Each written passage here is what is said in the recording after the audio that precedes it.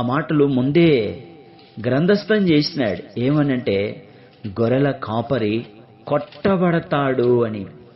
13వ అధ్యాయము 7వ వచనంలో మీరు గమనించవచ్చు. చాలా అద్భుతంగా రాయబడి ఉంది, ఆకర్షణీయంగా. ఖడ్గమా నా గొర్రెల కాపురుల మీదను నా సహకారి మీదను పడుము, ఇది సైన్యములకు అధిపతిగు యెహోవా వాక్కు. గొర్రెలు చెదిరిపోనట్లు కాపరిని హతము చేయము, చిన్నవారి మీద నేను నా హస్తము నుంచుదును, ఇదే యెహోవా.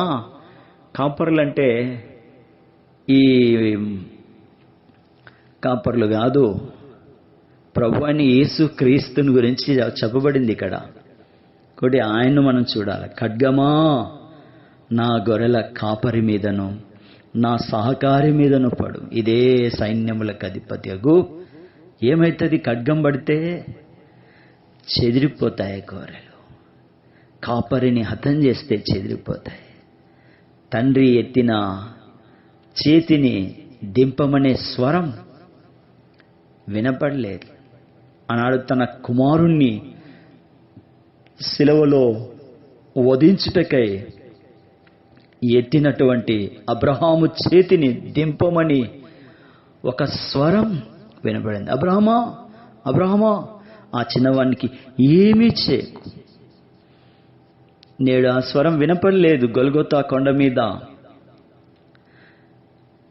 అదొక తీక్షణమైనటువంటి గడియ, అనన్య సామాన్యమైనటువంటి గడియ.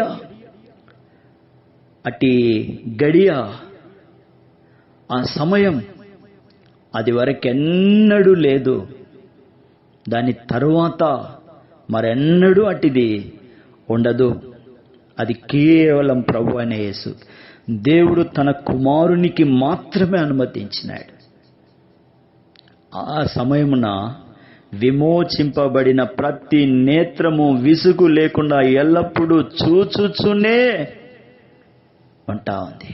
రానున్న నిత్యత్వములో ఎంతో కాలమైన పిమ్మట కూడా కాపరి కొట్టబడిన దినము నిన్నటి వలె ఉంటా ఉంది. నిత్యత్వం అంతటిలో ఆ దినము మహిమగలదై సాటి లేని దినముగా నిలిచి ఉంటా ఉంది. అది మరి ఆ దినం ఎన్నడూను మరవబడదు.